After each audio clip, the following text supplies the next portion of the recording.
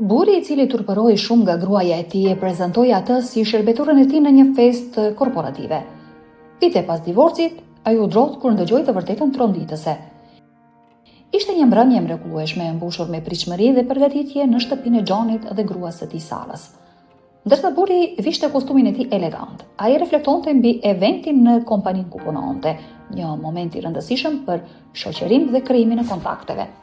Megjithatë, një mendim e shqetësonte shumë. Ai do të duhej të merrte me vete gruan e tij, duke parë veten në pasqyrë. Burri rregulloi kravatën dhe veshi orën luksoze, duke menduar me zemërim për gruan që kishte pranë. Pse duhet të kem një grua kaq të shëmtuar? Kam një punë të shkëlqyer dhe jam një burr i pashëm. Mund të isha me dikë shumë më tërheqëse sipas standardeve të mia.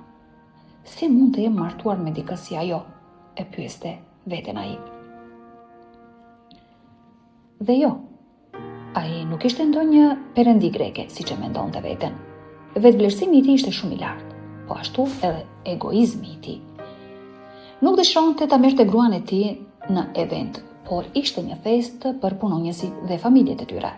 Hajde grua, se do të vonohemi për festën, bërtiti Johnny. Jam pothuajse gati i dashur, ju përgjigj butësisht gruaja e tij. Edhe po të kalonte 3 orë duke u bërë gati, sërish nuk do të dukej më mirë se zakonisht, mendoi ai me përçmim. Ndërkohë Sara ishte në dhomën tjetër, e mbushur me emocion. Për herë të parë pas 9 vitesh, ajo kishte mundësi të takonte kolegët e Johnit. Për gruan e gjorë, kjo ishte një mundësi e veçantë, një moment i rrallë për të dalë nga rutina dhe për të ndjerë pjesë e botës së bashkëshortit të saj. Sara e dinte që Johnny ishte i paduruar, por ajo dëshironte që ta kalonte mbrëmjen në mënyrë të këndshme. Ajo donte ta impresiononte atë. Më në fund, ajo doli nga dhoma e gjumit e veshur me një fustan elegant. Pavarësisht përpjekjeve të saj për të rregulluar, pamja e saj e lodhur nuk përmbushi pritshmëritë e Johnit. Ai e shikoi me zhgënjim të hapur dhe nuk u mendua as pak të fshehte pakënaqësinë e tij. Ata dolën nga shtëpia dhe hyn në makinë, dhe burri e ngiste makinën në heshtje. Ai nuk mund të ndalonte së menduari se si do të shkonte mbrëmja, i shqetësuar për përshtypjet që Sara do të linte. Ishte i ndarë mes nevojës për të ftuar dhe dëshirës për të shkuar vetëm, nga frika se prania e saj mund të dëmtonte imazhin e tij në sytë e kolegëve.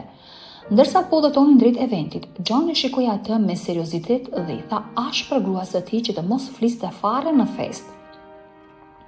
Sara ndjeu një dhimbje në zemër nga fjalët e tij të ashpra, por ajo besonte se Johnny vetëm donte ta mbronte nga ndonjë siklet. Ajo vinte nga një familje fshatare ku arsimi formal ishte i kufizuar. Martesa e saj me Johnny ishte organizuar nga jati, një fermer i pasur dhe shumë tradicional i cili i dha vajzën për grua dhe premtoi t'i dërgonte dhëndrit para rregullisht me kushtin që të kujdesej mirë për ta. Gjatë 9 viteve që ishin bashkë, Sara gjithmonë ishte përpjekur ta kënaqte Johnin, duke bërë gjithçka që ai donte. Megjithatë, jeta e saj me të ishte e vetmuar dhe pa përkujdesje. Burri i saj e mbante distancën dhe shmangte afërsinë, duke e lënë Sarën të etur për një prekje apo një fjalë dashurie. Dëshira e saj për të bërë nën, të cilën e kishte ndërruar gjithmonë, mbeti e parealizuar për shkak të indiferencës së tij. Johnny gjithmonë e dekurajonte Sarën që të kërkonte arsim apo përvoja të reja, duke pretenduar se kjo mund ta çonte drejt njerëzve të këqij që mund t'ia merrnin. Nga dashuria ose ndoshta nga frika, e shkreta grua hoqi dorë nga ëndrat dhe dëshirat e saja, duke u përkushtuar plotësisht burrit të saj. Megjithatë, atë mbrëmje ajo ndjente sikur diçka kishte ndryshuar. Sara ishte vërtet e lumtur që më në fund kishte mundësinë të njihte më mirë atë. O i dashur, jam kaq e lumtur. Vërtet e dua të shoh ku punon dhe të njoh miqtë e tu. Ta Sara emocionuar nga ideja që do të bëjë pjesë e botës së burrit të saj, qoftë edhe vetëm për një natë.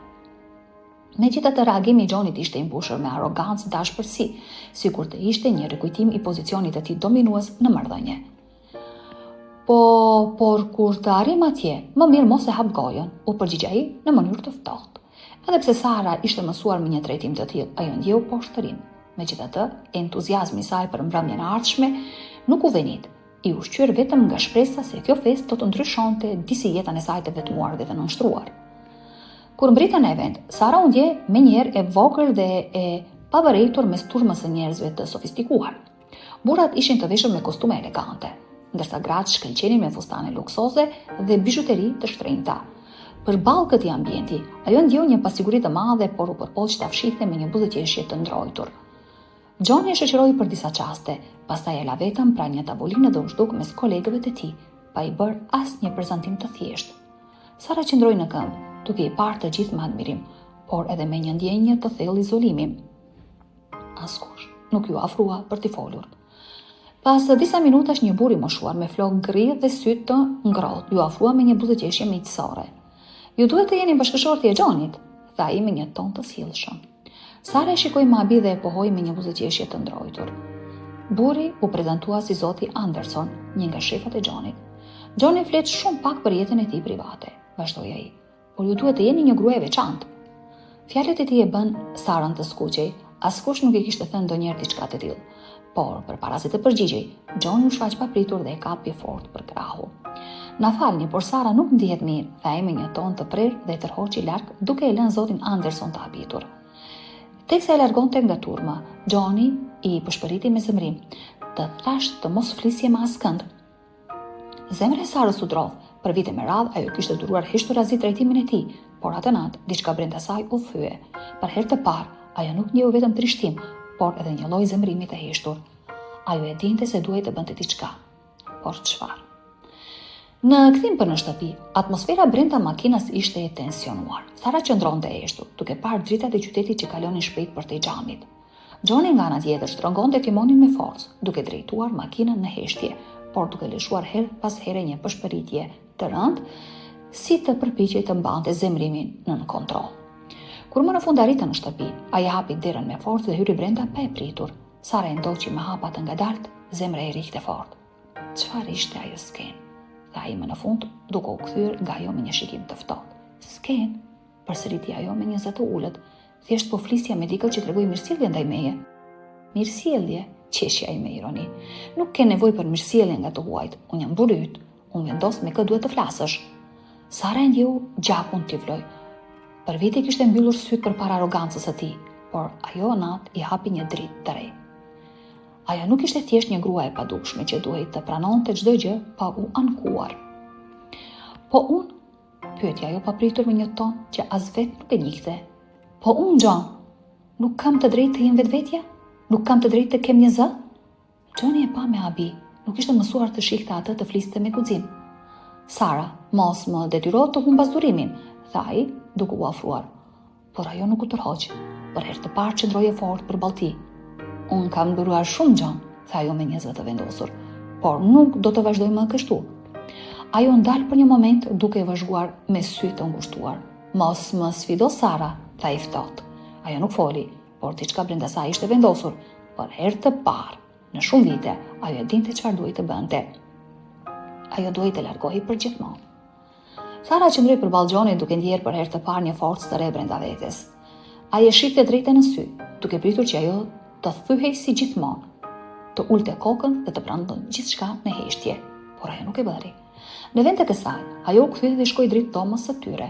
Zemra i rrihte me forcë, por duart nuk i dridheshin kur hapi dollapin dhe nisi të nxirrte rrobat e saj. Ishte një ndjenjë çuditshme e lirie e përzier me frikë, por ajo nuk mund ta dalej më. Gjoni u shfaq në pragun e derës. Fytyra e tij ishte e errët nga zemrimi. Çfarë po bën? Pyeti ai. Zëri i tij më i ulët, më i ftohtë se më parë. Po largohem, u përgjigj ajo tjetësisht, duke vazhduar të paloste rrobat në një çantë të vogël. Ti nuk ke ku të shkosh, tha ai, duke u afruar me hapa të ngadalt. Pa mua, ti nuk je askush. Sara ndaloi për një çast dhe e pa në sy. Gabohesh, tha ajo butë, por me vendosshmëri. Për shumë vite më bëre të besoj këtë, por e vërteta është se unë jam dikush dhe unë meritoj më shumë se kaq. Gjoni shtrëngoi nofullat dhe u përpoq të thoshte diçka, por ajo tashmë po ecte drejt derës. Nëse del nga kjo derë, mos u kthe më, tha ai duke i dhënë fjalët e tij në një ton kërcënues. Sara ndaloi për një moment. E dinte se ai e kishte seriozisht, por ajo gjithashtu e dinte se kthimi pas nuk ishte më një opsion. Ajo mori një frym të thellë dhe hapi derën. Era e natës e përshëndeti me një fllatë të freskët, ndërsa ajo doli jashtë, duke e lënë shtëpinë pas krahëve. Zemra i rrihte fort, por për herë të parë pas shumë kohësh ajo ndihej e lirë. Dritat e qytetit vëzullonin përpara saj, duke i kujtuar se përtej errësirës së dhimbjes, një jetë e re po e priste, dhe ajo ishte gati të përqafonte atë.